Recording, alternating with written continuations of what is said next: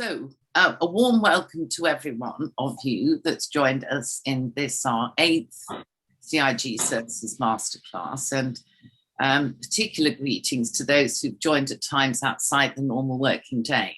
Thank you for making the time. Many of you know me, but those who don't, my name's Amanda Bucklow. I'm a commercial mediator, and as part of CIG Services, I specialise in accelerated dispute resolution and project negotiation.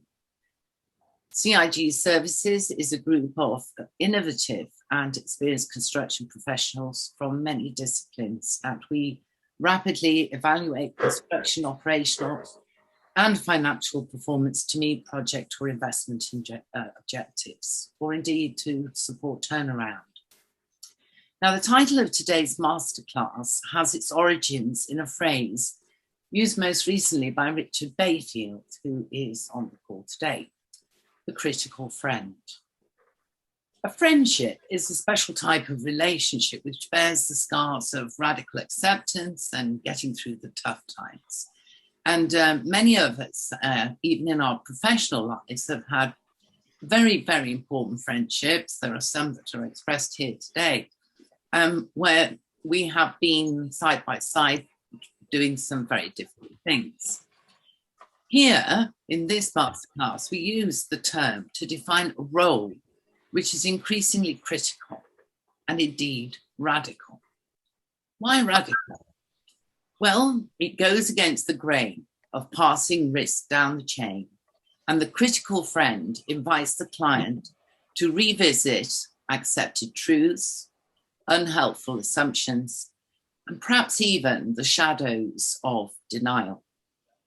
Our two speakers will set out the framework for an expert review and sense check, and their case studies will illustrate how the role of critical friend brings the investigative lens to discover a way through to successful delivery. We're scheduled to have 50 minutes, and after the main conversation, our guest will answer questions for 20 minutes. So do add your questions in the chat. And do let us know in the chat if you don't want your name included on any attendance lists.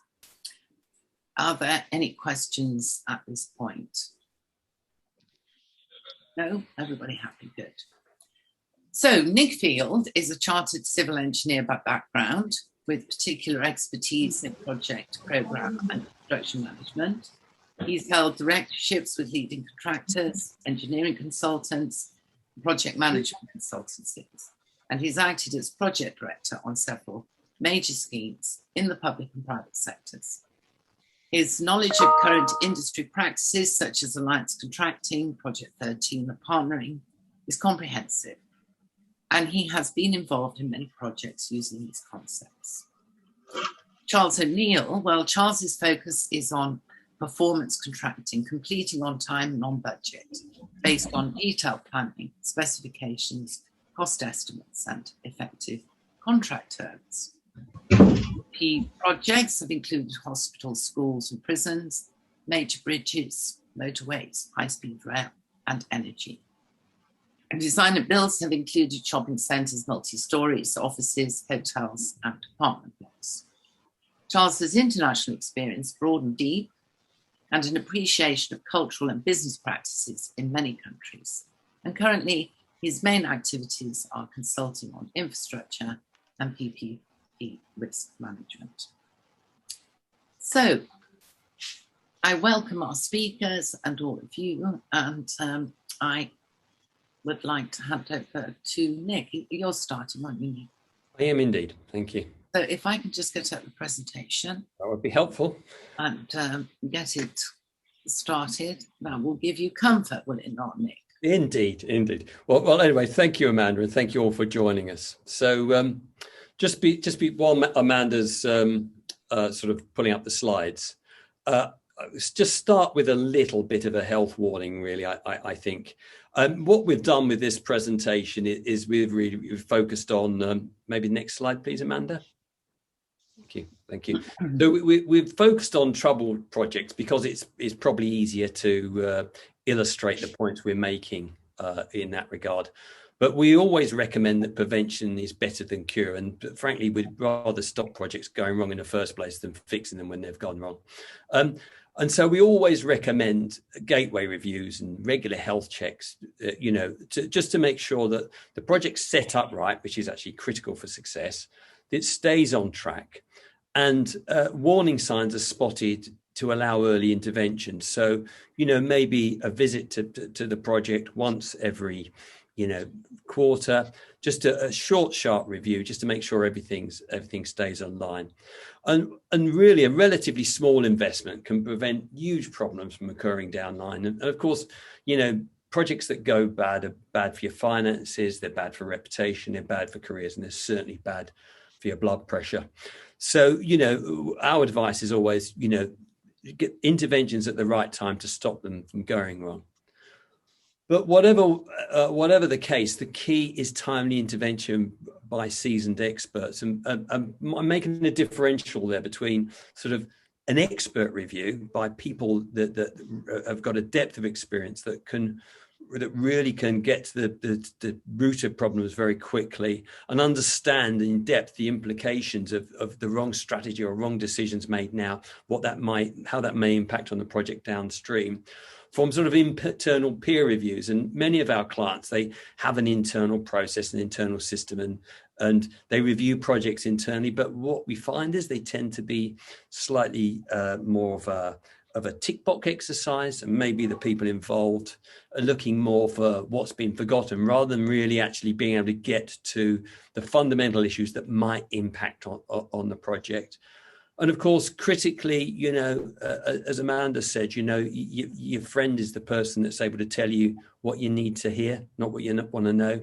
So that sort of expert dimension is really, really important to these things. So into the main guts of it, as it were.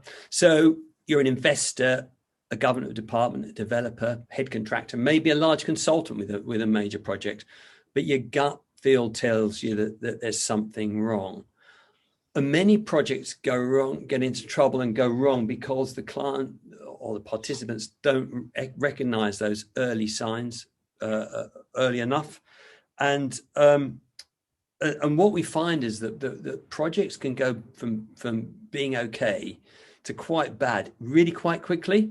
So it's really important to have those diagnostics. So what is it that you should be looking for? Next slide, please, Amanda. So, sorry, can we just go back one? Apologies. Yeah. So basically, is the project behind program? Do the team keep turning out to be all right on the night, but each month slipping a little bit further behind? If you walk around the site, are there adequate resources? Does the project appear to be fully resourced, or is it a bit quiet on site? Are there lots of outstanding issues? So, each month the same issues keep coming up again and again and again, but they never seem to get resolved. How about the supply chain? Are there complaints about payment? Now, that can be a really flashing red warning sign that maybe your contractor's having a problem, maybe they've underbid, etc. And too much noise about claims and disputes. Have you scoped the project right in the first place? And as I say earlier, is the contractor getting into problems?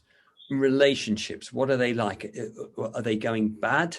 Is trust evaporating? Because as we'll come into later on, relationships, the way the team works together is fundamental to success of a project. And once those relationships go bad, things sour very, very quickly.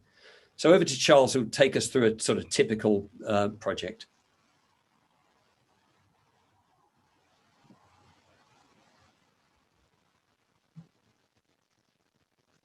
Yeah. Thanks, Nick, and welcome everyone. Actually, it's very pleasing today to see we have people from South Africa and Italy, Germany, and Australia, and thank you all for joining us.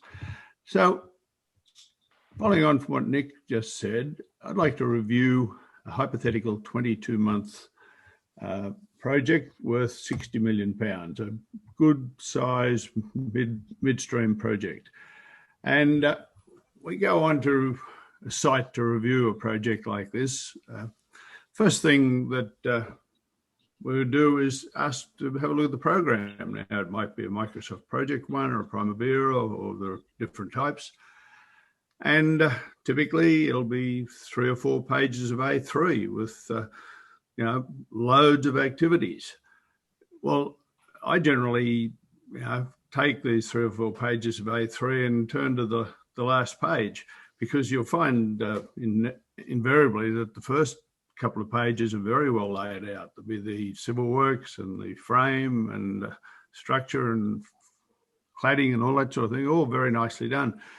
But 22-month project, it's probably going to have 4 or 5 months at least of commissioning and handover time. And so I zip over to the last page and have a look at that. And then typically it's been underdone, crammed into 3 months, bunched up. We'll worry about that later. Well, that to me is a real warning signal. If the commissioning completion time it's probably the hardest part of a project. If you're talking about a hospital, which you wouldn't build in 22 months, or a big prison or whatever, it's a lot longer time than that. But at the same time as asking for the main program, I always ask if they've got a critical path master program. Now, to me, on any project, there's never more than a dozen to 20 activities that can affect your critical path. Now, these will change by, every month they'll be different, but they're the big picture. That's what you really want to see. And even for $1 billion project, there won't be more than a dozen to 20 critical path activities at any one time. Typically, again, many projects don't have it, which I think's essential, but they don't have it. So I always ask, if it isn't available, can you prepare one quickly, please? And they're not hard to do. You sit down for half an hour with pen and paper and just think about your project. What is it that can stop it in its tracks right now in the next few months? That's your critical path master program. Behind that, you can have all your 3 or 4 pages, your 200 or 300 other activities, but programs are meant to be tools. And unless they're designed as tools, they won't get looked at. You're not going to look at a 3 or 4 page A3 a couple of times a week and say on page 3, item 35 is a problem. Doesn't happen. So then in the next couple of slides, I'll show you how we look at progress versus the original program. But always have a look at the latest revision date. Can we go back, please, Amanda? You're too quick for me. Right, thank you. Before we move on, I just want to make a cautionary note about digital construction tools, programs, BIM, etc. They're excellent, they're essential. There's some really good programs around, but their output is only as good as the input. They don't think for themselves. And I just want to tell you a little story about bridge in Canada, in Vancouver. We were building the Golden Ears Bridge over the Vancouver Bay, a huge bridge, $1 billion project, wonderful project, finished on time and on budget. And I went across from our head office in Germany to have a look at this project.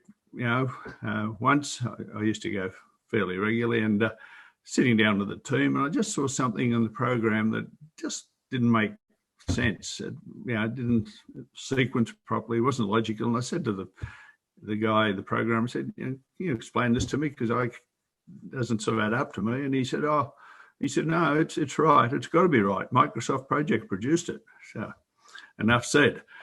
And while we're talking about digital tools, I'd just like to give Graham Thompson's Affinitex I'd like to mention, because Affinitex, most of you probably know it well, but Affinitex is in 25 countries.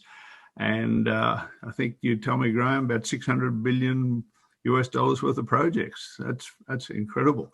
But I've got a bone to pick with Graham, because I think I might I might have been your first customer when we put it into the Royal Women's in Australia. We put it in the Royal Women's Hospital. I think you still owe me a beer. You know? Well, you were number two. The East-West Link was the first, mate. So, but I'm delighted to buy you a beer at any time, my friend. You've been one of our most loyal supporters when you were in Billfinger.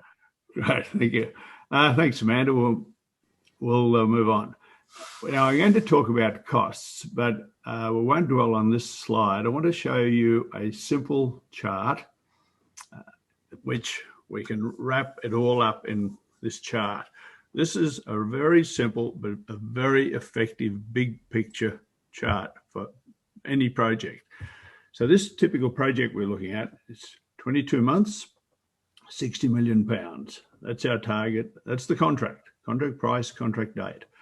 Now, if the project is very well planned and doesn't start too quickly, it's got full specifications, good contract terms, everything's properly planned, there's no reason why it shouldn't take a smooth S-curve and finish on time and on budget.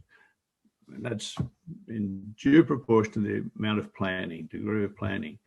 But typically what happens, not typically, but often, people will be in a rush. The clients love to see the dirt being dug and they get stuck into it. And if we get up to here and then it sort of a few problems start to arise and we fall below the curve.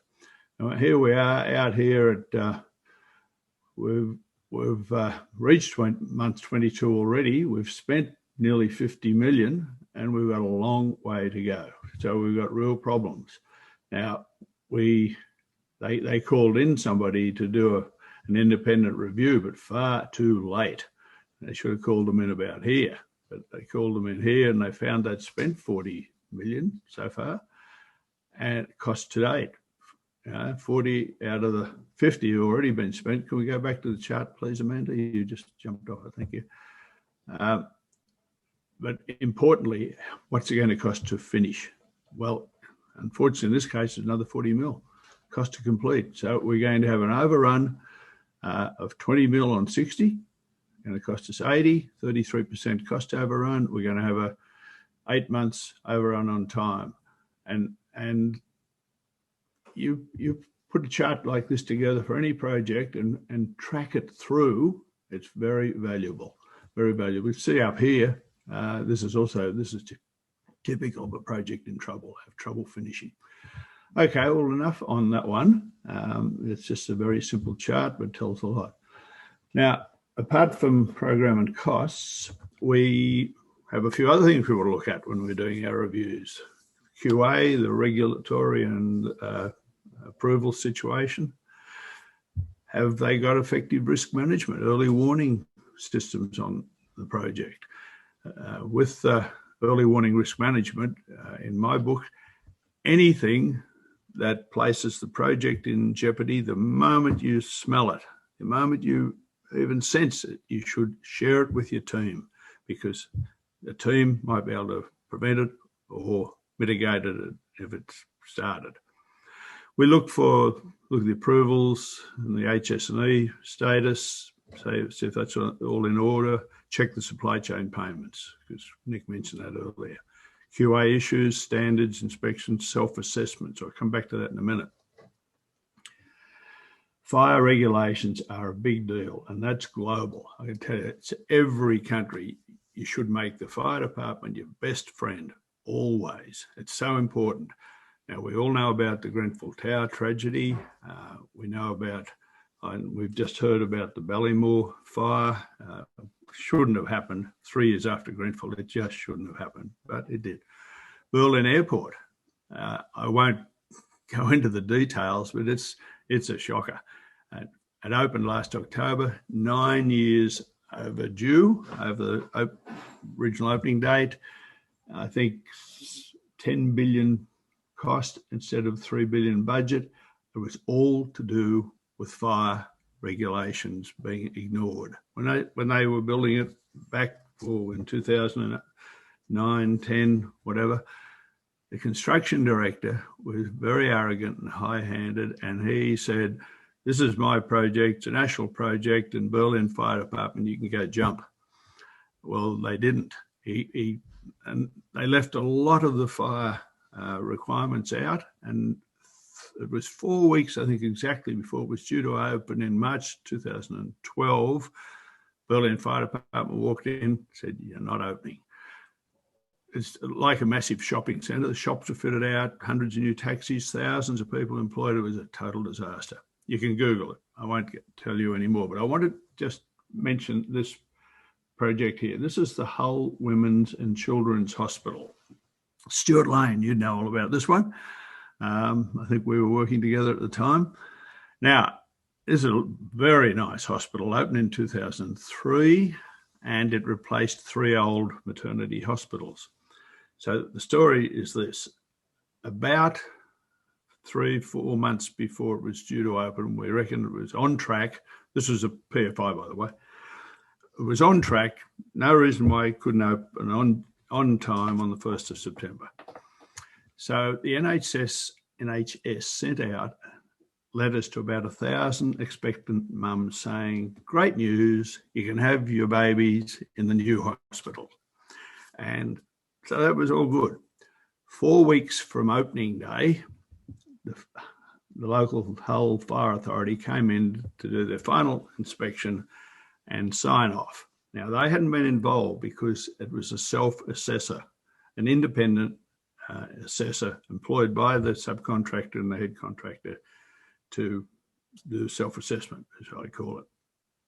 Well, within a couple of hours of the Hull Fire Department arriving, guess what? They found that more than half the fire compartment walls above the top floor ceiling were missing.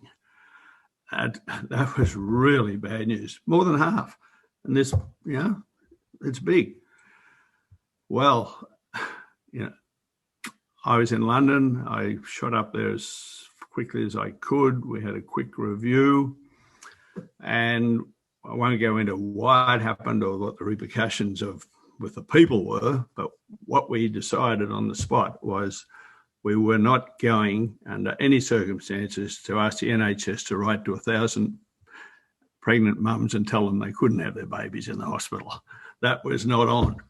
So we employed, I think it was 4 local small medium builders, and we gave them a section each and said, "You've got to work 2 shifts a day, and we want it finished on time." And we got signed off the day before, late in the afternoon, the day before due to open. But the point is, it should not have happened. There was a real breakdown in the process there. So we'll move on. I've just got a little question here, which I'm not going to, some of you'll know the answer, some may not. In Asia, there's a golden rule. If you're staying in a hotel or got an apartment, always stay below floor 9. Those, we'll leave the question swinging for the discussion time. So we'll move on, please, Amanda, now. That would be good. All right. Now, Nick, over to you. Thank you. Yeah, so the next thing we look for is scope change and mission creep, because one of the most common issues we find with projects that go wrong is that they haven't been properly scoped in the first place. And as Charles says, you get this huge over optimism. Clients like to get on with it, digging the ground, and actually that just leads to long problems downstream. So, what are the sort of typical things we see? Well, is the scope fully defined, or is there this constant scope creep? Every month, this comes out the woodwork, this comes out the woodwork, this one comes out the woodwork. Have all the risks really been bottomed out, or is there something out there that hasn't been thought of that's going to come and hit you, unexpectedly, or actually has the risk been underestimated? Have all the stakeholders' needs been accommodated in the design? And that can be both internal stakeholders and external. And actually, quite typically, with clients, you find that your biggest problem is from within the company. Quite often the operations department haven't been fully consulted on the needs of the project, and when you come to hand it over, they just don't want it. I was involved in a rail maintenance depot, and the actual requirement to actually maintain this new type of rolling stock they got and hadn't been fully understood, they hadn't consulted the people that are actually doing the work. And there was a huge amount of retrofit that needed to be done to actually hand the project over so that the people operating it could actually operate it properly. Consents and approvals, have they all been gained? And as Charles said, fire is one of the key things in handing over.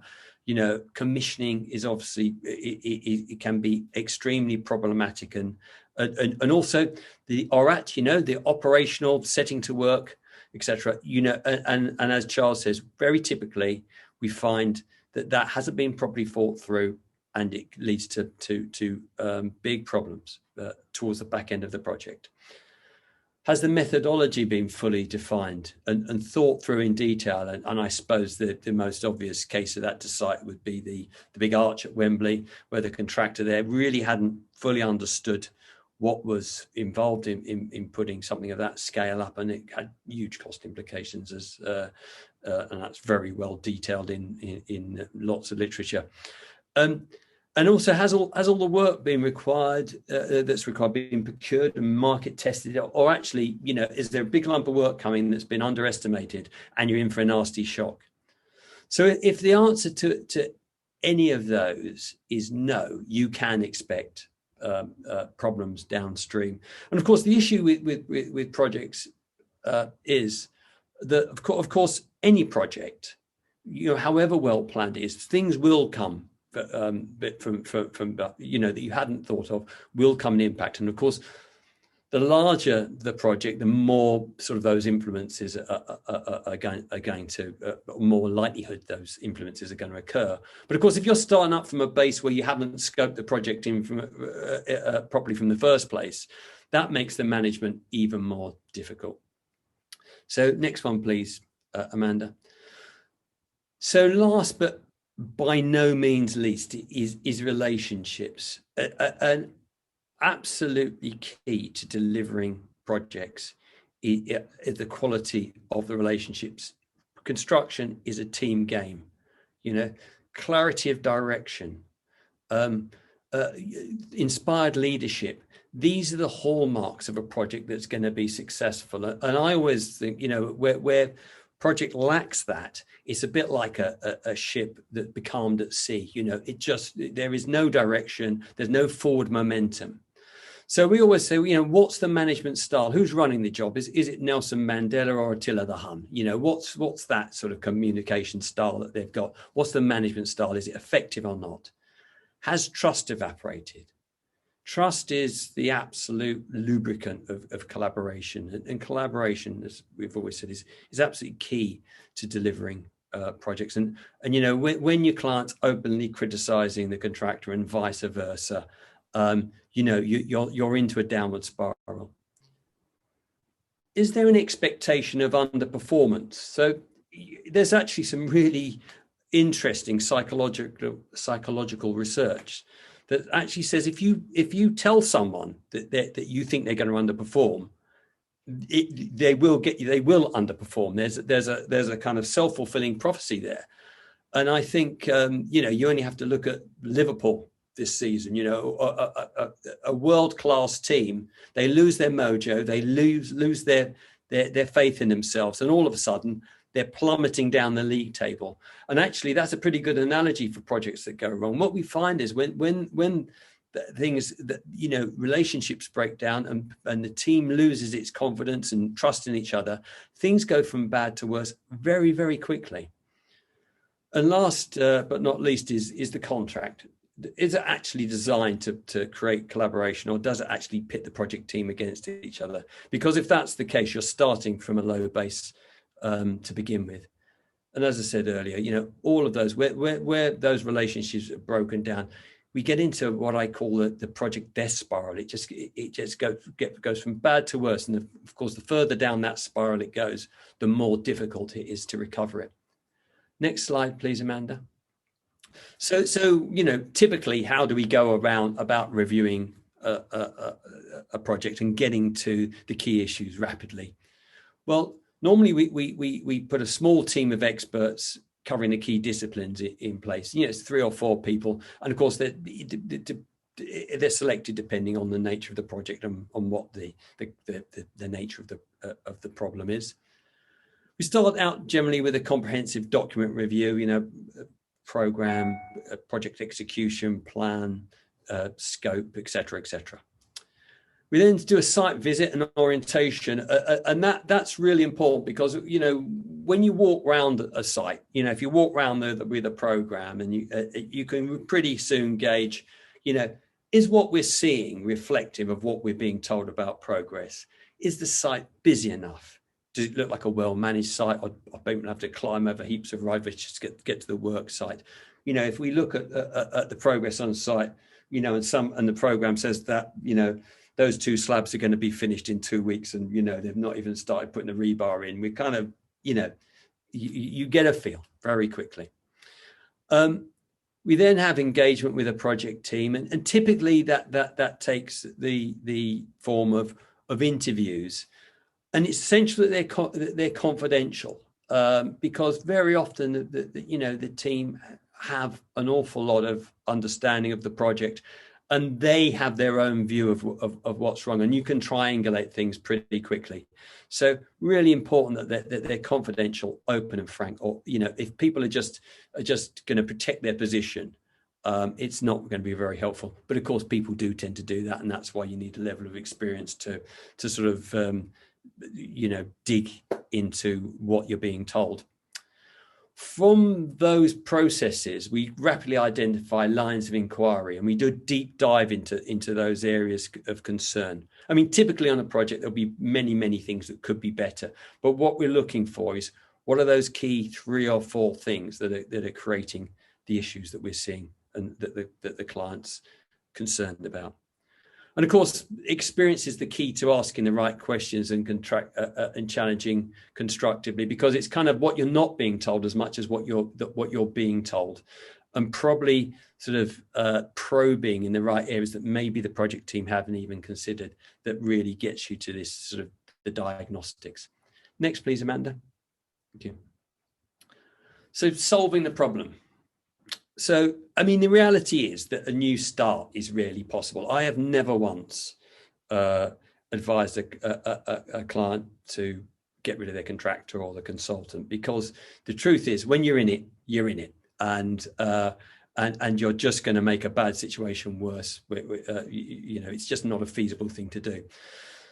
I have on occasion told a client, that they need to change certain personnel, but typically speaking, the project team needs to be part of this solution moving forward, because whether you like it or not, you're in it together.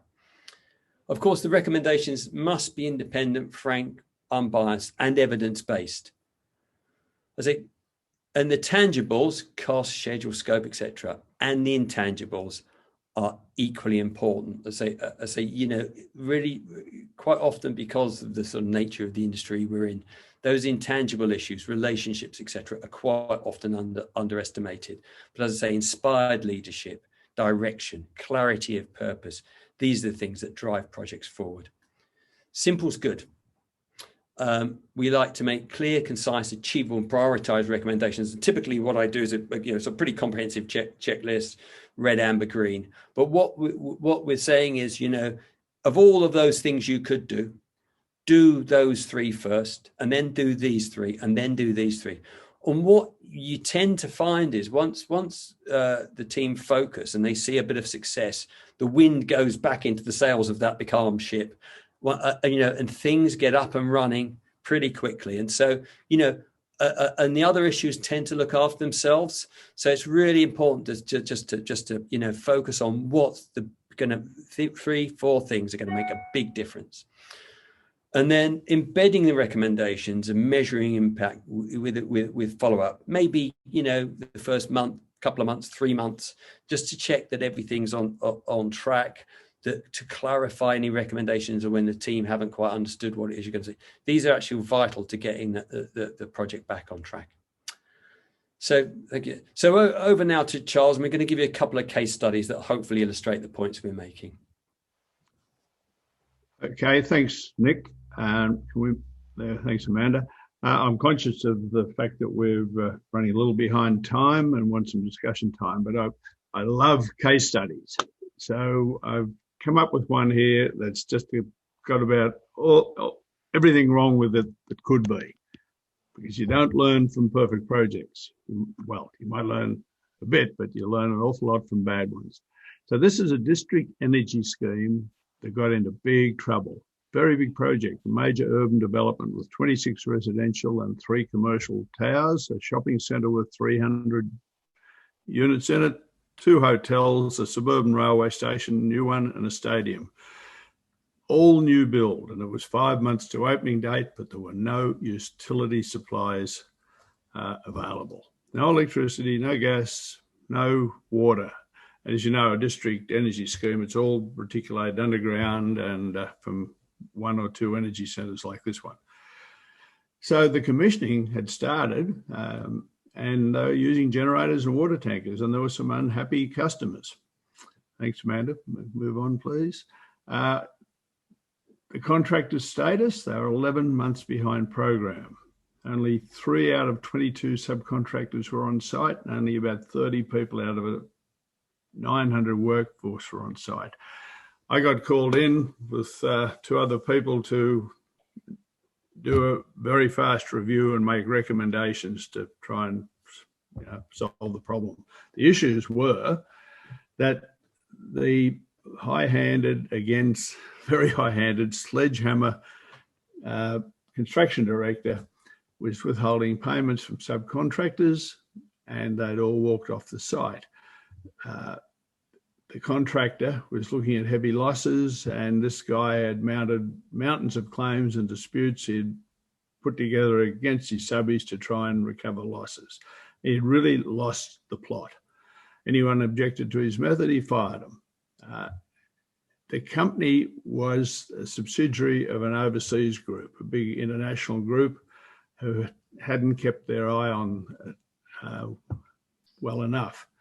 And this guy was even falsifying reports to his offshore parent company, program and cost reports. And so we got called in. They were the issues. What we do about it? Solutions? Well, the first thing we did was restore subcontractors' cash flow, immediate catch up. We said, we'll park all those claims and disputes and we'll give you a reasonable, sensible and fast resolution of them, but we want you back on site. So, the cash started flowing and they came back on site. Appointed a new site manager from the there were some good people in the team. They were very browned off, but the 3 or 4 top people knew the project well. And as Nick said, keep the team. And we appointed a new guy from the existing team, brought in double shifting, 7 days a week. The parent company, overseas parent company, initially said, oh, you'll break us. And we said, well, why don't you read your contract? The LDs are going to be a lot more than what this is going to cost, the acceleration. And then we worked hard with the site team to engender a team spirit with their team and all the subcontractors to finish on time. And we did. We got completed sufficiently to connect and commission all the utilities on time to all the facilities. So the result was okay. Over to you, Nick. Thanks. I'll trot through this to give us a bit of a time for chat at the end. So this one is a port project which I looked at some years back now, and it's a major overseas investor, and he's developing a major port in the UK. And his concern was that the tender returns for the development came back at 50% over their pre-tender budget. And, this client was an experienced client, and they'd suspected something wasn't right. And of course, at those prices, the scheme wasn't viable. So when we looked at the contract documents, it was pretty soon evident that the contractor placed all of the risk on the contractor. So that's even down to things like liability for estimating how much aggregate could be dredged from the port entrance, and without the benefit of any surveys whatsoever.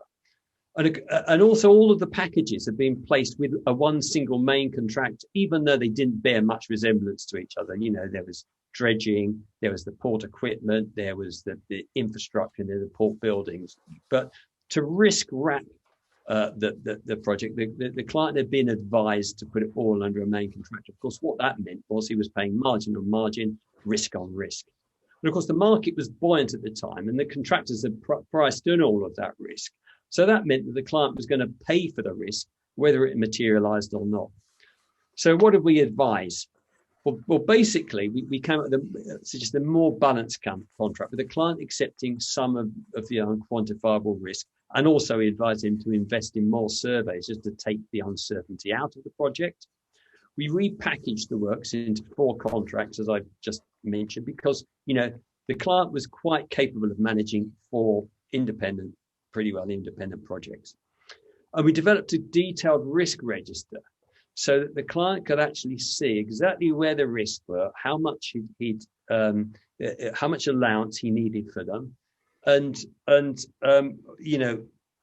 understood where the money lay in the project. And the result was the works were retendered and procured within budget and a sensible contingency, so the project could move forward. And one of the interesting things about that is when I spoke to a very senior lawyer that had advised the client, he said to me with a perfectly straight face, well, the client had all the risk. I passed it all to the contractor. I've done a great job. And you just think with kind of advice like that, no wonder some of these projects go wrong. Anyway, so I'll hand over now to Charles to summarize. Thanks, Nick. Well, I think the best way I can put it, I've got their expert reviews had real value. I think that properly conducted, they're a win-win for everyone. If you anticipate or identify issues, you can prevent them or mitigate them. You've got to do it early. With experience, we all know we can see or smell trouble, and it's amazing how you can do that. If you just confirm to the client, to the investor, the head contractor, whatever, that everything's okay, that's still a win-win. At least they can sleep at night. Our investigations are fast. We keep them simple, and we focus on the basics: program, costs, resources, payments, relationships, and then the other 3 at the bottom. So there's nothing magical about it, and it's very valuable. Anyway, thanks for listening. You probably all heard it before, but it's all basic stuff, but it's really vital. Over to you, Amanda. Well, thank you, Charles, and thank you, Nick. In just sort of wrapping up the themes that have run through this, the approach is very much around this critical friend, the confidentiality. So why critical? Well, it means essential. It means investigative, searching, decisive, acute, as in problems, detailed, and indispensable. And why friend? To be supportive, to encourage a collaborative approach, to be an ally, to walk alongside, and most of all, confidentiality. Because the problems don't change terribly much. And we have an awful lot of examples and good advice. What makes that good advice work are the people who are involved and the approach that they take and the underlying values and sense of purpose that they have. And that's what our 2 speakers today in their presentation of their case studies and approach, which is they are simple, but it's the flavour and it's the tone of that which matters particularly. So before we go to questions, just let me tell you that our next masterclass will be on non-executive directors, and that will be made available to you. And here we are back in the group. So there have been a couple of rather interesting questions in the chat.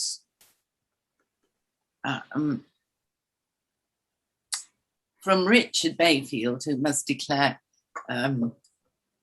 interest here as he's part of our group, but what obstacles have the speakers found on a project review? And how do you overcome those obstacles, particularly where you have an unwilling participant as a client? Can I answer that one, please, Amanda? I can give you a good example. That project case study I showed you before, when the three of us were appointed to do a rapid investigation, the MD of the overseas parent company flew in, it took us to the site, introduced us to this sledgehammer construction director and told him what we were there for. He wasn't aware of it before, and asked for his full cooperation. The guy, the overseas MD, then left, headed for the airport, and we were promptly thrown off the site by the construction director. He just ordered us out and said, "Don't come back." So fortunately, we had the other guy's mobile phone, said, "Don't get on the plane." And then the guy put all sorts of obstacles in our path. He wouldn't let us talk to his people initially, and so we had him removed totally a couple of days later. It was just really bad. So there is resistance quite often to independent reviews because people feel threatened. They shouldn't. They should feel that, you know, it'll complement the project and it will be a win-win if it's done properly and in a friendly manner. I just to add to that, Charles, I think quite often one gets resistance because people think you're challenging their professional competence, you know, and quite often the people that we're you've been doing this for years. And so you'll say, look, you know, we just don't believe the program's going to work, and you've got a programmer that's been doing it for 20 years. And so this is where the evidence-based bit becomes so important. So as Charles said, if you do the earned value analysis, you throw up that simple cash flow curve and say, look, we're just analyzing, just, you know, you know, what's the old adage? If you keep on doing what you've already done, you know, you're always going to get what you always got, sort of thing. Is definition of madness, carrying on the same way. And you can evidence very clearly that you know, the money it doesn't lie. You have not spent the money you need to spend. You are behind program, and that's why you know, the diagnostics need to be evidence-based, because quite often people think you're challenging them professionally, and you need to demonstrate you know, why you're taking the view you're taking. Nick, that's interesting. If I might come in here and say, but aren't you challenging them professionally? Aren't you actually challenging the way in which they have conducted matters? And you are, but what you know, nobody likes to have their competence questioned, especially when they've been doing, you know, people have a pride in the work they do. So you know, them, and you need to convince them with evidence, you know, because they're defensive, not only because, you know, they're losing money or whatever, but also because you know, you're challenging their pride to some extent, and that personal dimension is really, really important. You can make it easier or harder for yourself in the first few minutes by how you approach the people and explain why you're there and what you're trying to do. It's a very important thing to do properly. Okay. Graham Thompson's got a good question there, Amanda. I think he's probably the best guy to answer it too. Right. So with unwilling participants, Graham says his experience has been to look for early trust building measures, such as agreeing on things where our interests are aligned, acknowledging areas where our interests diverge, and agreeing to share certain information early in the process. That is a lovely segue from my point, which I think is real, that whenever an expert comes into the equation, you are challenging the status quo by your very presence. And to dodge that is to ignore the dynamic that's going on. So, Graham, would you like to speak to to your point? What do you find? Sorry, Amanda. I was going to say, what do you find are good early trust building measures? I can talk from experience from my legal days. I remember we're working on power station in Sual in the Philippines. Liquidated damage was running at $750,000 US a day. There were significant sums of money involved in this. The client, we used to act for my law firm. We acted for the developer. And they said, if you're granting extensions of time for the contractor, I want to see them granted in minutes, not in hours, not in half days or that. We're talking significant sums of money here. And they wanted us to be sitting on the site as lawyers. And so having lawyers sit on a construction site is not a good, when you arrive, I'm a lawyer, I'm here to help. It generates the sort of response that you would like. But that's what our client wanted. So we really did focus on, look, we're here to work together. We're trying to minimise the pool of money that we've got to divide up at the end. And that's going to be us being prepared to do things that we will do outside the contract. And so part of that's to demonstrate that you want to do that. Whereas most people, when a contract's in dispute, don't want to touch it. If I touch it, I'm somehow going to mess with it. And it's really starting there. You go, where are the interests? Where are aligned? We do have aligned interests here. We want to reduce the number of days of overrun. And so that's a simple thing. We want to reduce the number of days overrun. We want to look at the things we can do that are going to help do that. So if you can tell us the things where we're frustrating you, where we're holding you up, then that's a good starting point, because you're not talking about their behaviour. You're talking about how they view your behaviour. And Bill Taylor, I'm going to flick to him in a moment, but the thing always is to look at the behaviour of your own team. Start with yourselves, because often you can have people in your team that are causing frustrations on the site. So look at yourselves first.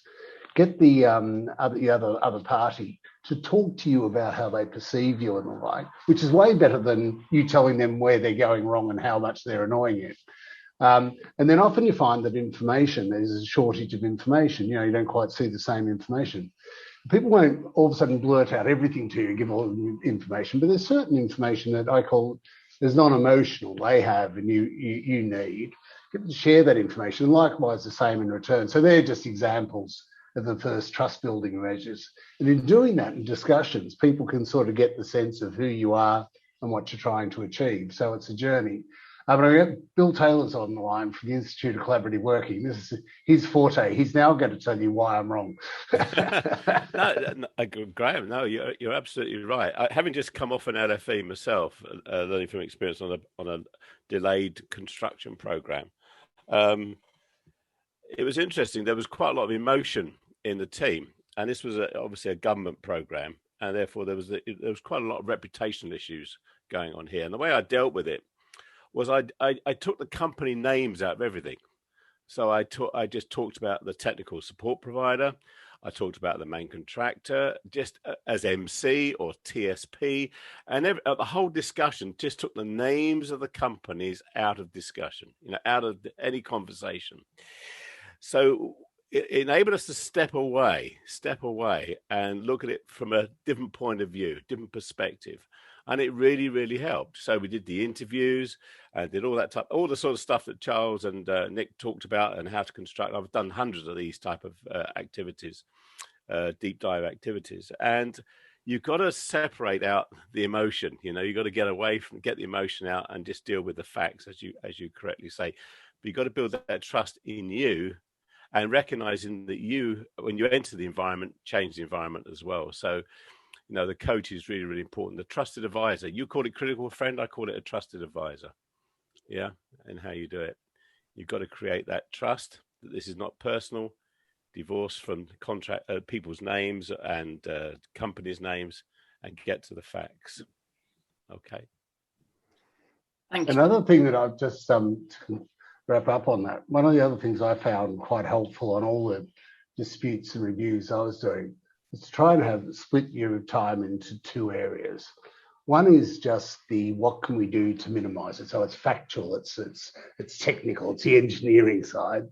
And then park to one side, the other side, the commercial discussions.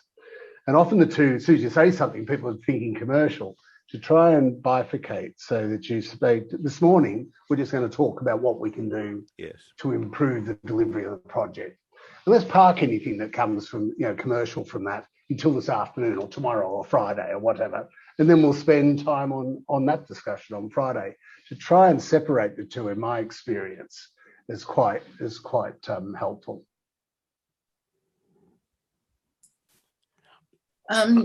Do either of you have, or anybody else for that matter, have a view on how the role of critical friend or trusted advisor, how that can be helpful in improving the governance issues that I think all of us here have recognised in one way or another? How can that enhance the efficacy of good governance? Sorry, Charles. We both spoke at the same time. You go, Bill. Okay. One of the things I think gets missed is what we call thinking time. Yeah. And David Marquette, if you've read his book, Language of Leadership, talks about red thinking, blue time, red time. And blue time, and the REBA structure, REBA 0, we want to enables you to have thinking time. But what I'm saying is, what we need to do is give yourself time, lessons learning time in each of your phases, and break them down to do constantly that lessons learning. Look at what just happened before we continue driving down the same old route. Build in the thinking time. And what happens in projects is, I've found, is something goes wrong up front in the land surveys, doing the BAT survey or whatever. The project gets delayed. And there's a kind of thinking, it's called lack of realism, really. There's a kind of thinking that says, well, we've had a 6-month delay at the front end. We just had the 6-month delay at the other end. Not realizing if there's a delay between each of these different stages, or between getting the main contractor on board because you haven't done early contractor involvement or whatever, okay, that the people have laid people off, they haven't got the team around them, and it's not a 6-month delay at the front equals a 6-month delay at the end. It's an 8 or 10-month delay at the end, or could be, because you haven't factored in the fact that you've got people, a different scenario has gone on. Yeah, that delay, what's it caused in terms of the environment, etc. And there really has been a lack of realism in program scheduling on this, but also this aspect of building in thinking time between the REBA stages and between long lengths of work, stopping. And it's a governance issue, Amanda, and where the critical friend comes in is making sure you have the thinking time. Bill, I think that's a really good point. And, a very well organized construction manager on a site is generally got time for thinking and time to talk to people. I found that the best managers always got time because they know how to delegate, they've got it under control, and that's a good point. Amanda, your question was really about governance. Yes, how can the role of critical friend or trusted advisor support the need to improve governance? And I've got an eye on the fact that our next masterclass class is about non-executive directors, and Nigel's going to have some radical input there. So, there's something there. A quick comment on the governance. Construction sites can be very busy, and there's a tendency for managers, project managers, construction managers to concentrate on the physical activities rather than the bookwork. So, some support there, it can be quite helpful. Something we haven't mentioned today is on big projects that go over 3 or 4 years, but something I've come across a few times, and I call it management fatigue. You can have really top-class site managers, but after a couple of years, they can just start to run out of steam without realizing it and start to let things slip. And this is something that a review like ours would pick up. These guys there's a change of management needed. And that's not a reflection on the guy who's run the first couple of years, might have done it brilliantly. But I've found that it can be valuable. I would just add on your point on governance, Amanda. I think this whole the whole purpose of this sort of gateway review process is designed to improve governance. Because before you move to the next phase of financial liability, apart from anything else, you've actually given it a good coat of looking at each stage. Say, are we ready to move to the next stage? Very often, as I say, these things, I'm not convinced personally that always done by people with the right level of expertise and capability. And what we've seen, is a couple of notable cases recently. I won't mention names. Project Green Bill of Health all the way through, and then it's gone terribly, terribly wrong. So this governance where you actually interrogate in depth each gateway, and you really make some critical points. I think is really important. Governance.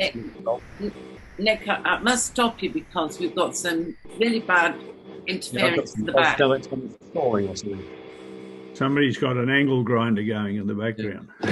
All right. Okay. on a building site, I think. Amanda, yeah.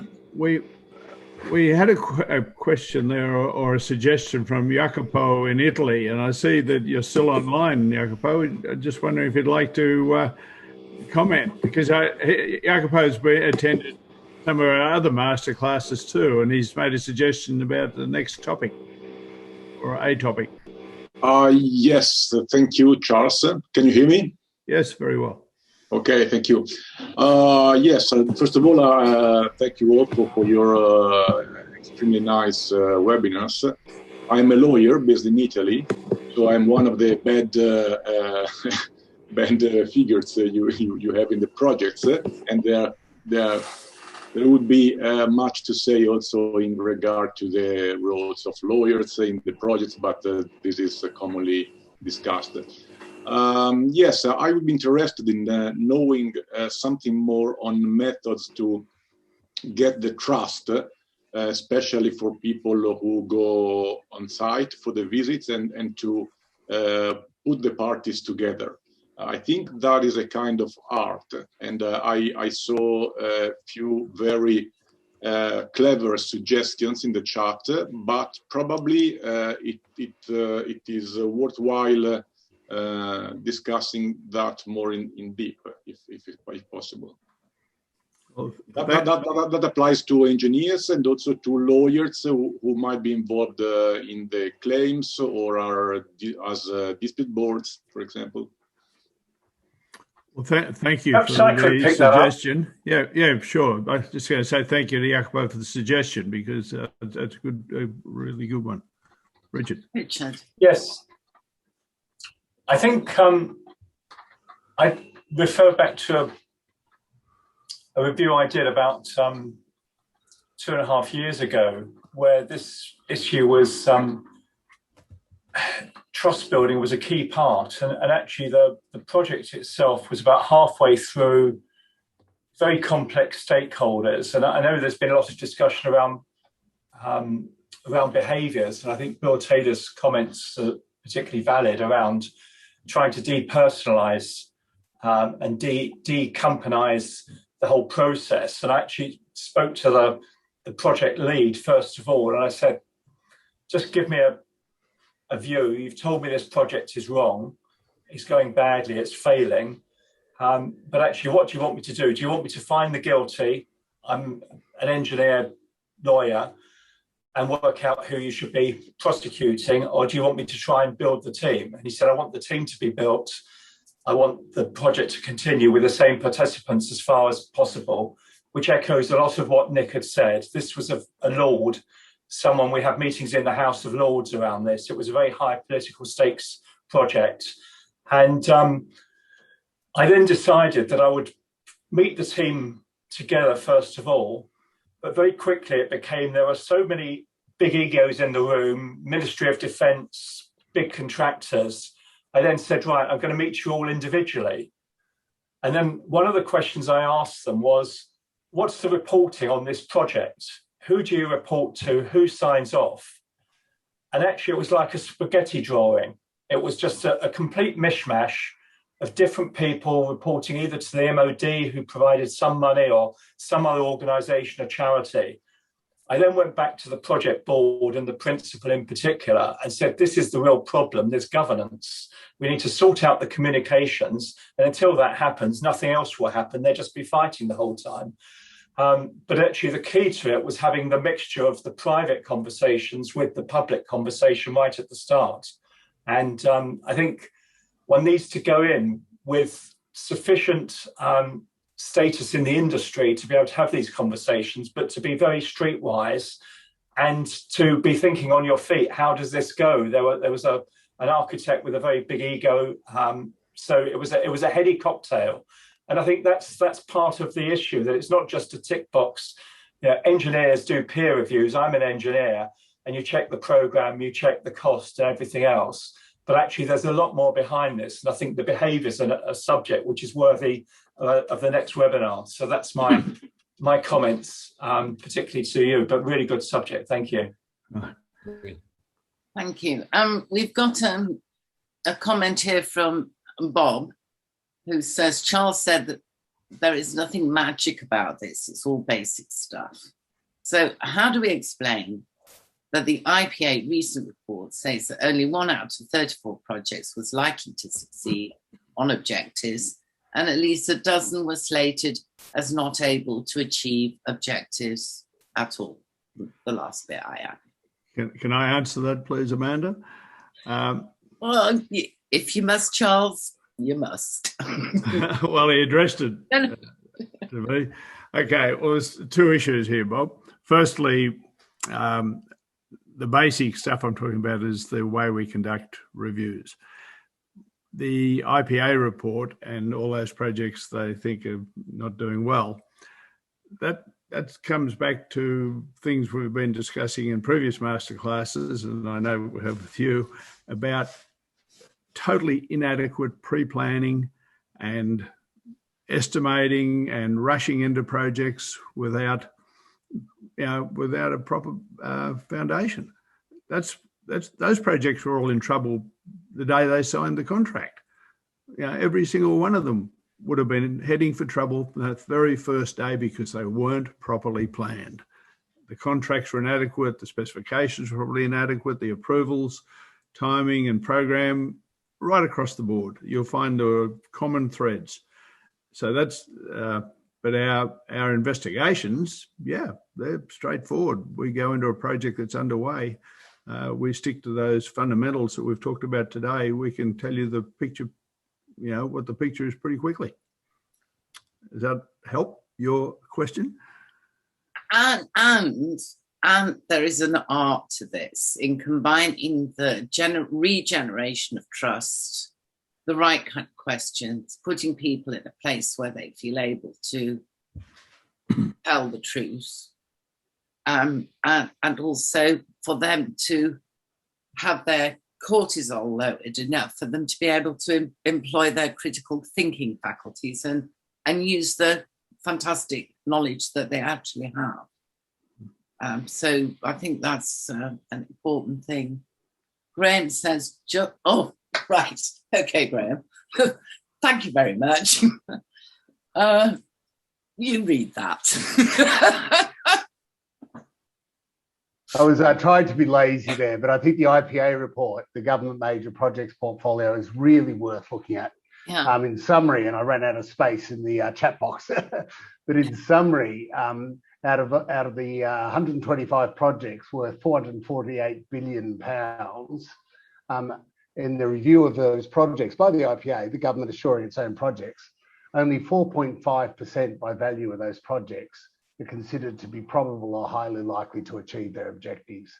And it's a stunningly small percentage of projects. And I know the IPA now is focusing more on resourcing itself up and the like, and there's a lot of government initiatives. And I keep saying I'm an optimist by heart, but it's an indictment on project delivery as it stands presently. I think building on Charles and Graham's point, I think my hobby horse really, it starts with business case. It always starts with business case.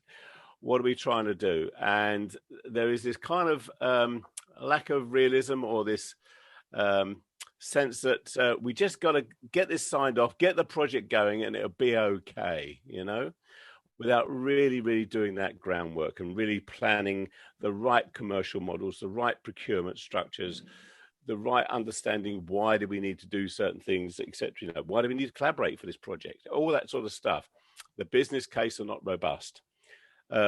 They really aren't. And another factor I think is coming out more and more is that we're losing the plot in understanding what I call output or outcome management. In the military, we call it capability management. And to deliver a capability or an outcome of a portfolio of programs and projects, etc., you've got to tackle all the main elements of training, equipment, infrastructure, people, doctrine, organizational, interoperability, logistics, information exchange. These are the main, what we call lines of development. And it is in an integration exercise that needs to go on. And what happens in my experience on construction programs, we focus around the building and forget there's an outcome that needs to have. The building is just one element of doing an overall outcome. For example, Terminal 5, which we all think is great, but actually what was the outcome was to put people on planes, okay, get them through, put them on a plane and get their baggage with them. When they finished that, did they actually achieve that? No, they had a wonderful building, but was the outcome, you know, did they actually manage the outcome? No, they didn't. It's an integration issue. And I think some of those big programs that Graham highlighted, did we really manage the outcome? Did we really manage it as an outcome capability type exercise? Or was it just building a building or building a highway? I think another thing that I've found, you know, working with several government departments and going through the sort of IPA process and you know, and people like Highways England, etc., have their own, you know, TfL, they've got their own project management processes and gateways, etc. But because it's a sort of political environment, the skill is in how you get through the process. It's about, because you have to wicket roll it through the various people and you have to know what Bill thinks about this and that. You know, it's a kind of political process that's all about getting through the gateway without actually interrogating, as Bill says, the basics. You know, and it becomes this tick box exercise, which I think where, you know, you really need a good coat of looking at it by experts and probably external, because, you know, an external expert isn't worried about relationships, relationships within the organization. They're not looking for their next step up the ladder. They're just telling it as it is. They're giving it a proper, thorough interrogation at each stage. And because it happens in this political environment, my experience is that interrogation is not sufficiently robust. It has occurred to me listening to you and cross-pollinating your particular comments that where projects don't succeed, go off track, I guess that's down to pre-planning. But I've heard you mention something about the business case. And what I've observed when I see disputes arriving, because I see the end of the result of that process, is that the business case was not aligned with what the purpose or the actual desired outcome. The business case was kind of, let's make it fit for the money. But then you actually look at what service or what outcome that was intended to deliver to the end customer, and it's completely different from how the business case was made. And I think the best example of that might be HS2. Very provocative for somebody who's supposed to be a neutral chair of the webinar, and I am completely aware of the fact that once again we have run over time and you are all still here, which is great. I have got a poll to run so that you can answer a few questions for us so that we get some idea if we're doing the right thing. The fact you turn up suggests that. The fact that you stayed suggests that, but actually we'd really like to have some, what is it, Nick, where are you? Some documentary evidence. Amanda, while we're doing that, I like to refer to your comment, Beirut, about if you could bring your MSc students from Kingston-on-Thames Uni to join us. And I think it'd be great if we could have a discussion about any particular topic you'd like. We could structure a masterclass for your civil engineering students to suit. I believe that this is the very, very fantastic opportunity for the MSc students, and always they are interested to attend these sort of seminar talks.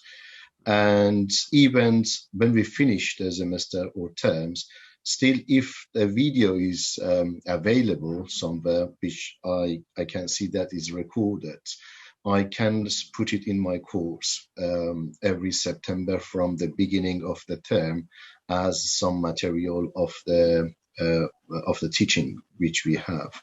And yes, thank you so much to Let's Invite students. They have finished the term, they have submitted the works, but still they are connected to their emails, and directly I can send invitation to them with the link of the next seminar. Thank you. Good. I really enjoyed.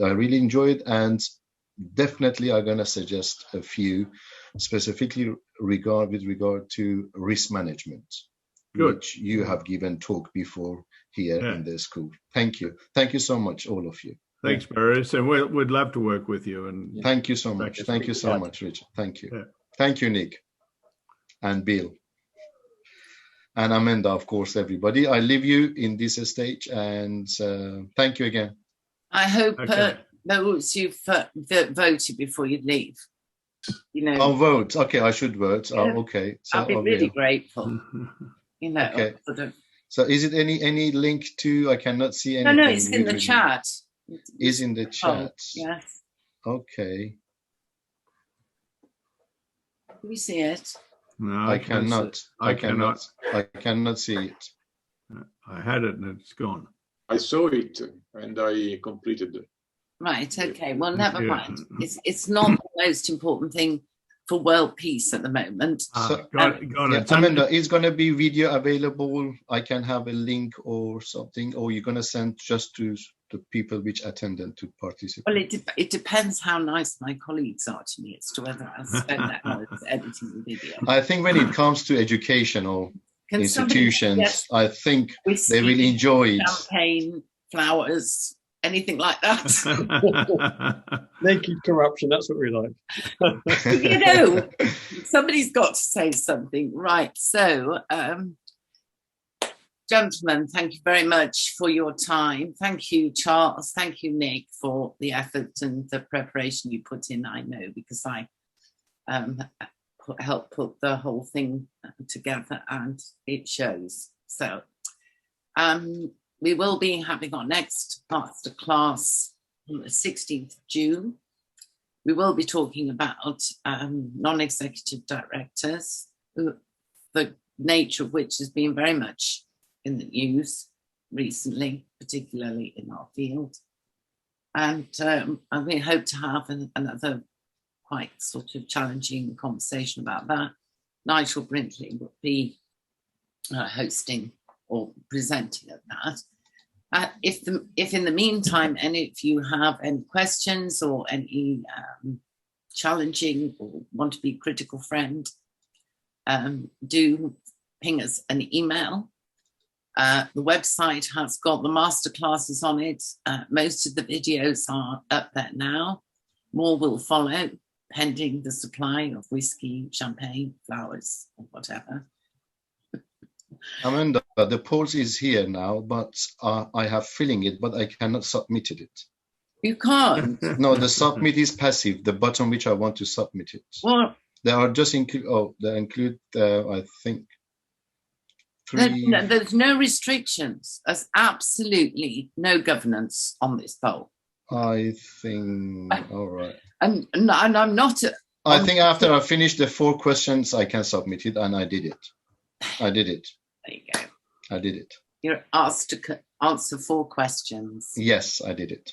Thank you. Thank you very much. Right. Thank you, Barrows. You're very welcome, sir. So we've got 9 out of 9. Thank you all very much for being very compliant. I love compliance. And I will, hang on a second. Can you see that? I'm sharing the results. I'll copy it. Right. I wish you all well. Have a nice lunchtime. And Bye, everyone. You too all. Thanks Charles, very bye, much. Charles. Thank you. Glad to see you here, Charles. Thanks, Barris, for You take care, joining sir. us. Yeah, Hope to see you soon, face to face, sir. Right. that would be good. Yeah, we missed last year. It's fantastic. Bye-bye. How we do that. Take care. Good. Take care. Bye. Thanks, Barris. Bye. Stuart, are you well?